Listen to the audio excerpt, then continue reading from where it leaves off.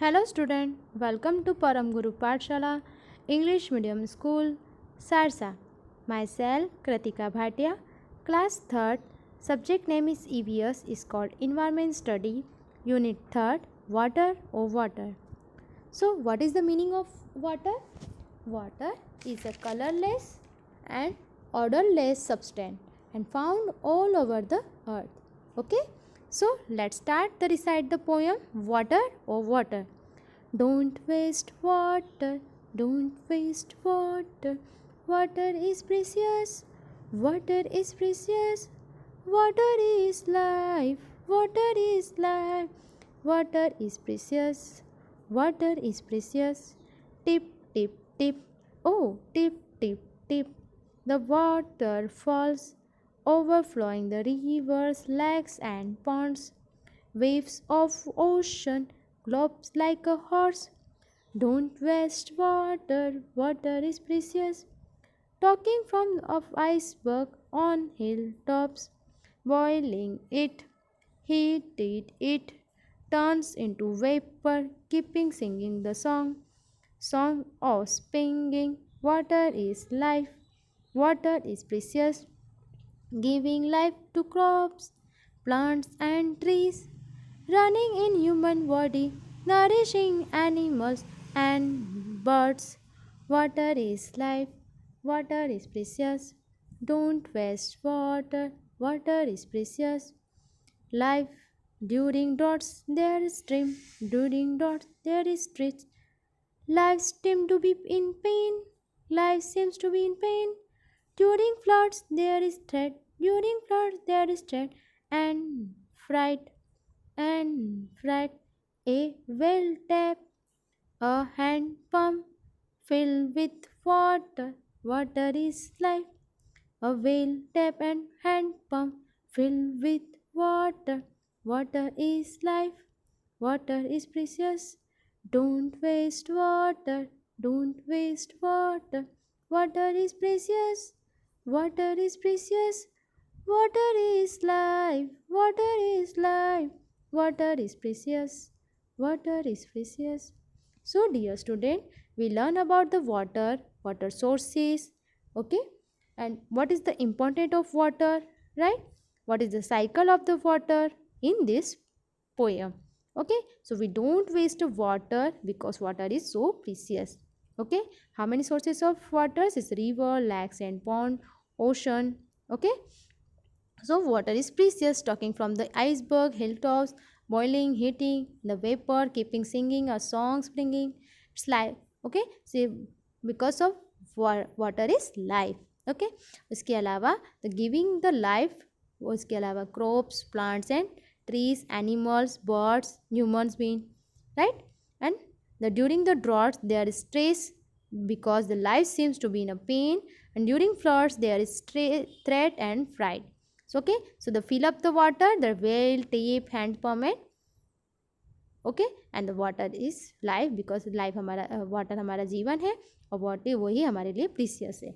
Okay, so why the water is important? क्या क्यों हमारे लिए water precious है? Because all plants, human and animals must have to water to survive. Okay, and the all living things can't live without the water. So there can be no life on the earth without water. So the answer is the water is one of the most important substance on the earth.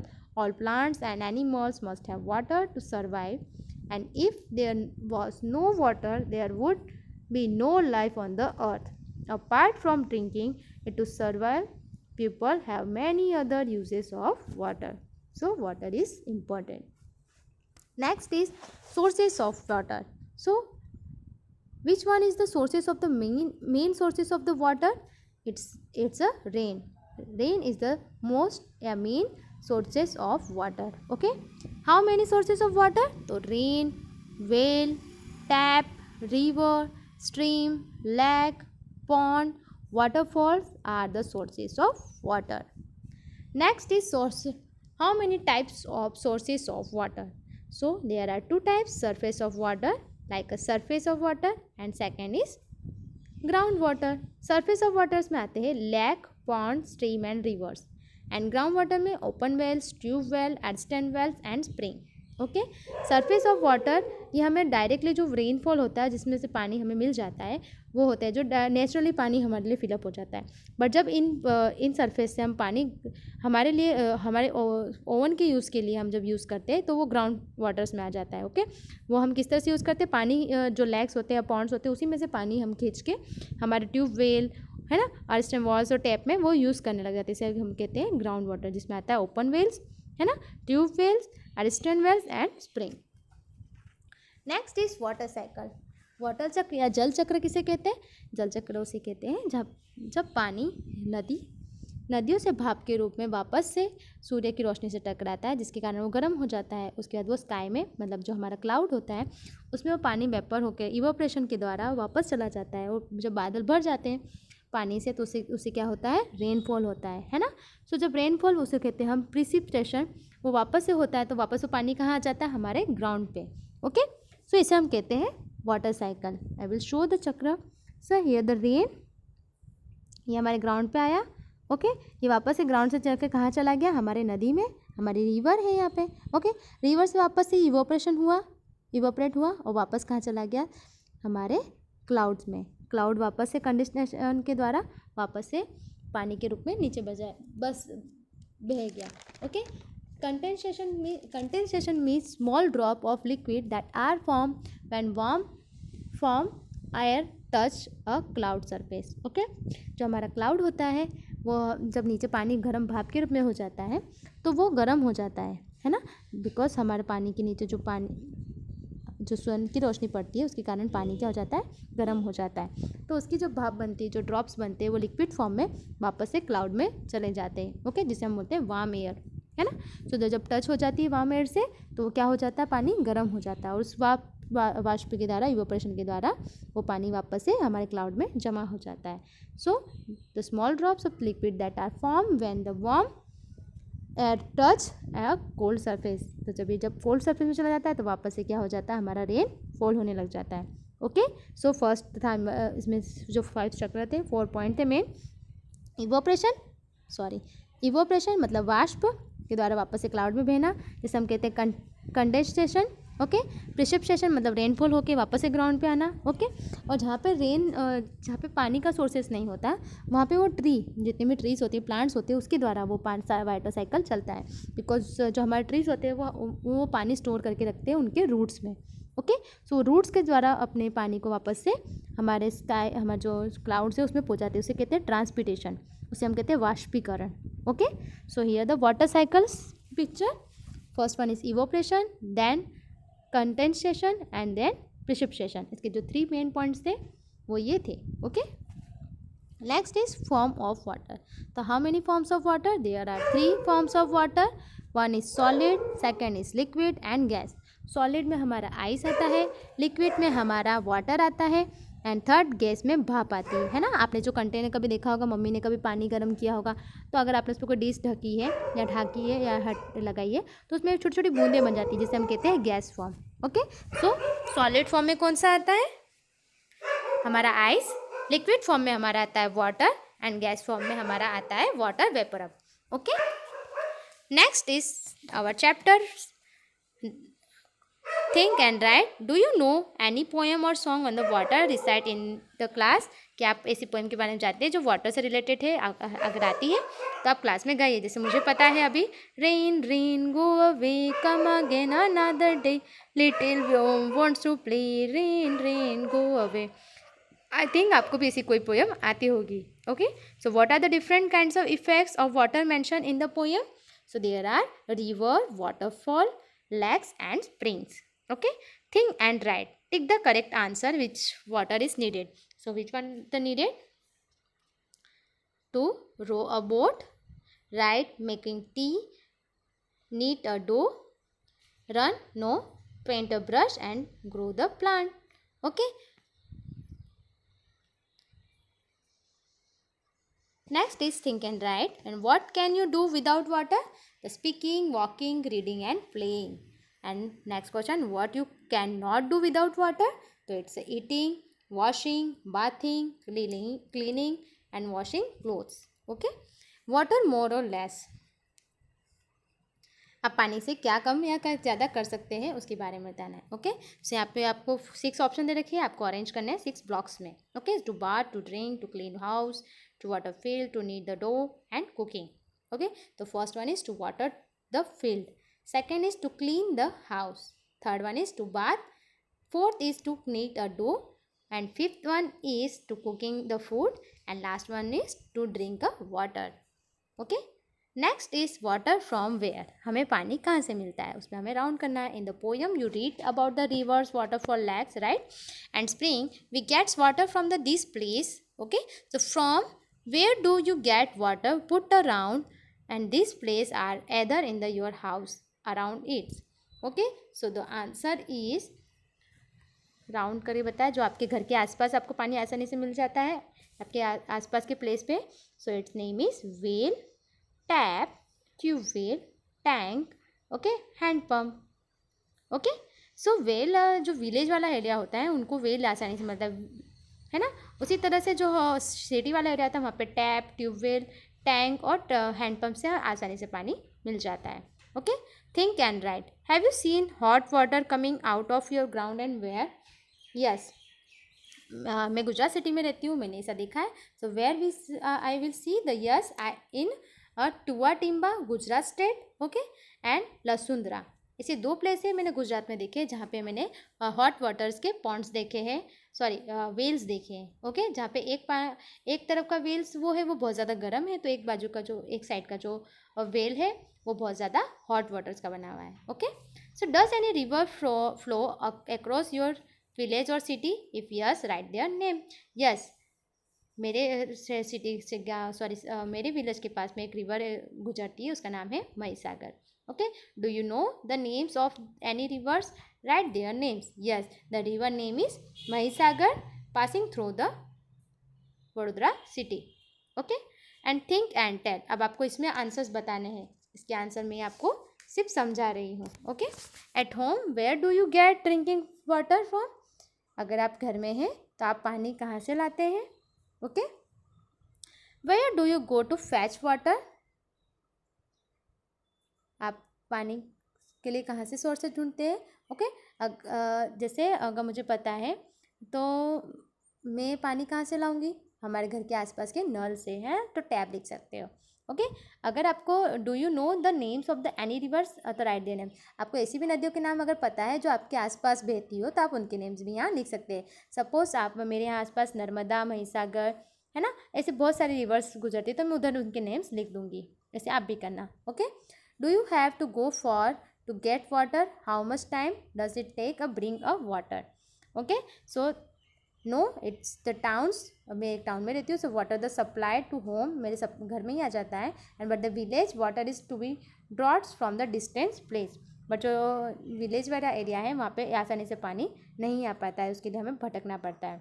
Okay, okay, अब next है how much time does it take a bring a water. अगर पानी आता है तो कितने time के लिए आता है, आपको कितनी देर लगती है? Okay, why do we need to store water? हमें पानी की ज़रूरत स्टोर करने की जरूरत क्यों पड़ती है? तो water storage so that it is can be used in water supply is not available. क्योंकि हमारे यहाँ पे वाटर सप्लाईज नहीं होती ज़्यादा, क्योंकि हमें पानी सपोज पूरे दिन में 1 और 2 टाइम्स मिलता है और हमें पानी की नीड्स बहुत ज़्यादा होती है ना, इसलिए हमें वाटर स्टोर करने की ज़रूरत पड़ती है. Okay, so do you neighbour bring water from the same place? क्या आपके जो नेबर्स होते हैं वो उसी प्लेस से लेते हैं?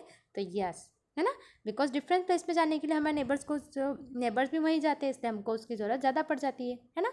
So who are there contain people who are not allowed to take water from there? So no. Okay,